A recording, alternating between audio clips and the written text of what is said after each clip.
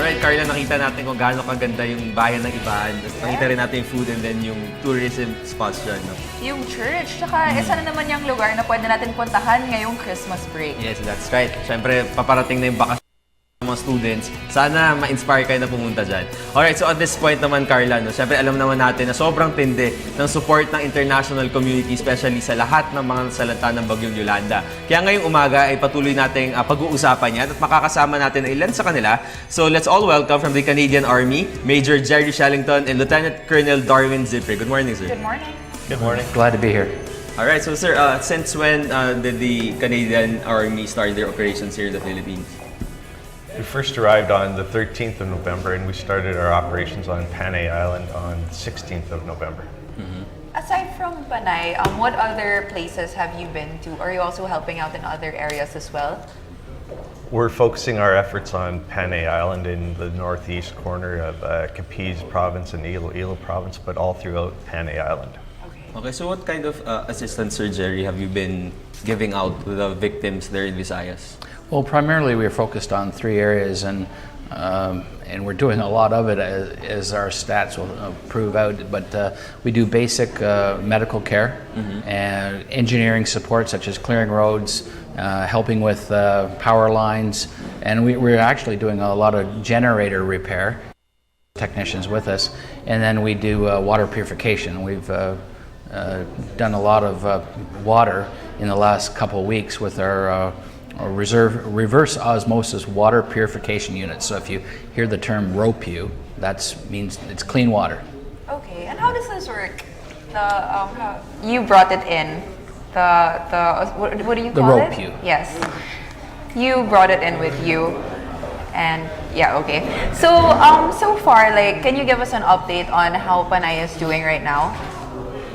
Panay is starting, it's getting near the end of the relief phase and into the early portions of the recovery and reconstitution phase, although there still are some barangays that are off the main roads that haven't been reached and still need relief that our troops are providing, such as the water and the food aid, as well as building materials, start rebuilding the shelters.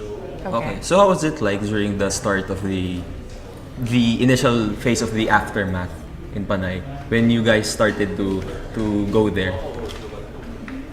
There were, as you've all seen on the pictures, there are a lot of down power lines and trees, so there's a lot of that initial work that needs to start providing room for our troops to provide the aid. So there's the road clearing, like Gerry said, the lifting of the power lines, restoring some generator capabilities for starting up municipal water systems and having hospitals running.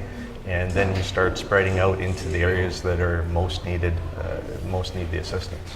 Okay, can you tell us a bit about some of your experiences that you will never forget, like with the people there or just helping out?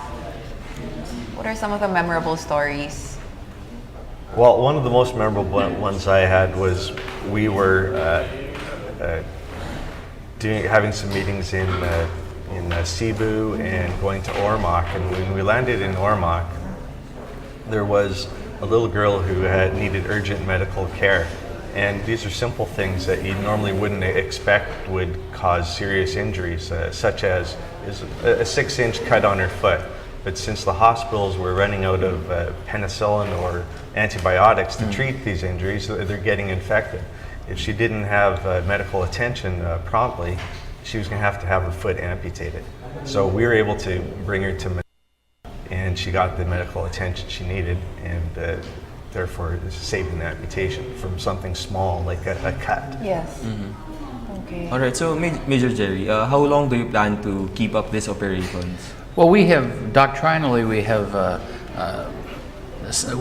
limit that we go to complete. Normally, we're planning for about 40 days, but what we'd like to do is ensure that we get the local authorities and the military and the PNP into a solid recovery phase. We're here for relief and to bridge that gap so the government and the non-governmental organizations like World Food Program, those organizations can get up on their feet and take over from us. So we plan for 40 days. We're we're good military guys. We can go as long as we have to. But our planning's usually about 40 days to get people ready to do it themselves. Okay, so that's 40 days from this day? From the 16th. From the 16th. From the time from as soon as we're ready to go, we're what we call fully operationally capable. It's about 40 days. Well, Carla, it's only 20 days to go before Christmas. So, what's the feeling now that you're in the Philippines helping out and there's no assurance yet that you guys are back to Canada for Christmas? Well, we all sign up. We're all volunteers. We know what we're getting ourselves into. And I'll be honest, we want to be here. Both the Colonel and myself wanted to be on that mission. So, yeah, it's a factor. We're prepared to stay here past Christmas. It'll be my third if that happens. I'm sure 4 or 5 for the Colonel. We're used to this, but we're doing good things. And compared to what I've seen in Tacloban and Rojas, my worries about Christmas are pretty small compared to what people there are going through. And of course, we are so grateful for your help. And like as you know, like this was a really unexpected tragedy. So we're so grateful, and we really need the support that you guys are giving us. So thank you so much for that. But so far, what have been the biggest challenges aside from the road clearing? I mean, like personally for you guys. That's a tough one because, like Gerry said, we're used to doing these kinds of operations, and we're fully prepared for it, and that's what we come to do. We're not thinking about, oh, can we get home for Christmas?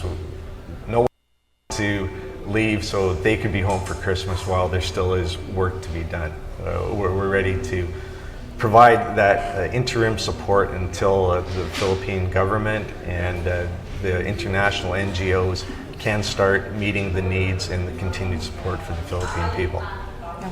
Right, but I really bet, Carla, that all the people there in Visayas are really grateful for the the assistance from the international community, and I think it will be a big Christmas gift for them that even though they have their own families way back there in the north, but they're here to continue to help out. So I guess just get that as an assurance that they will really be grateful to you guys here. And right now, we see like even the ordinary people here, like everyone's really rising up to help out in any way that they can. So you know the situation there, you've been on ground. So what would you say are the things like the relief goods that are most needed for the people who do want to donate? Again, our piece is really focused on bridging that gap till the international organizations can start taking that over. They're the ones that do that for a living, and they're professionals at that, and humanitarian assistance piece to them. We've bridged the gap from where there aren't any of the services and the relief phases until the sustained part. Okay. I have to say that my visit to Tacloban, construction materials and items like that are desperate shortage right now, and if people want to donate, then that would be something that they could. There's something to help people rebuild because there's nothing there. Yes, that's what we've been hearing lately because of course there is an outpouring of food and rice and water, but we've been hearing from our interviews as well that the people there are really want to restart their lives, so they were asking for nails and wood to rebuild their houses or build temporary housing, as well as to build boats for the fisher folk so that they can start working as well. And you know, Carla, they've been focusing on the infrastructure, especially with the hospitals and the schools, right? So how's the situation there, especially with the kids that, of course, they need to continue their lives by attending school. So especially way down there in Visayas, almost all of the schools, I think there were 40 universities and colleges that were devastated. So what are the plans of the Canadian Army to help out to rebuild those schools, especially in the Panay Island? Again, we don't do the longer term reconstruction piece. We'll do the temporary emergency repairs. For example, the generator repairs. Our technicians repaired a generator, which allowed a hospital to complete 5 operations one day. Just in the past couple days, they've did some emergency repairs on a roof on a birthing clinic. and pieces like that. The longer term restoration stuff will be of the Philippine government and the NGOs. All right. So, but during the start of the aftermath, were there any challenges with regard to the communication lines? Some challenges because there was a lot of demands placed on the communications with the regular infrastructure and the people using cell phones, and Yes, then yes. with our military forces and all the NGOs coming in, they put an additional burden on that. But for the most part, the infrastructure was there. Plus, we bring some of our own satellite communications to help out with that and bridge the gap until the national infrastructure can be repaired and put into place. Okay, and right now, aside from the lines, another issue was the electricity, as you mentioned, with the generators. What is the situation now?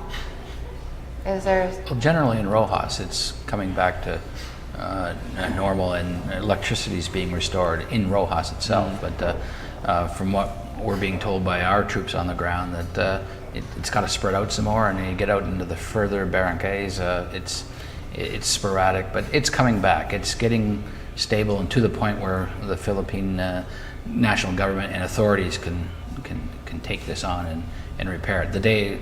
One of the days I was out to Rojas, I saw many repair teams up the poles, restringing wires. It was pretty amazing to see everybody working really hard to make this work again.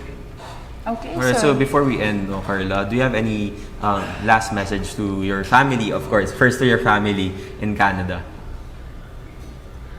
Go ahead, Well, sir. I'd like to say hi to my family and my wife, and we'll be home when we're finished our work here. And Merry Christmas to everyone. And I'll say, basically reflect the same thing. I have 2 boys. Merry Christmas to my wife. We'll see you when I see you. We're doing good work, and we love being here, and this is what we love to do. And Merry maybe, Christmas. if you have a message for the Filipino people as well. I would say that we're here to help and support the government and the non-governmental organizations, and we'll meet that gap and we'll fill it until they can start rebuilding and starting to the reconstruction, the reconstitution phase of the recovery from Yolanda. And I'd have to say to the Filipino people, just keep doing what you're doing. It's amazing. I love the people here. You're working hard, and you'll be very successful. Good luck. Just keep it up. All right. So thank you so much for your time. So guys, our bosses, there we have it. We have here Major Gerry Shellington, the Senior LNO, and Lieutenant Colonel Darwin Ziprick. They are from the Canadian Forces Disaster Assistance Relief Team. Sa ating pagbabalik, mapapag-usapan naman natin ang kuryente dahil sinasabi nga natataas ata ang presyo. So malalaman natin ang lahat yan sa pagbabalik ng Good Morning Boss.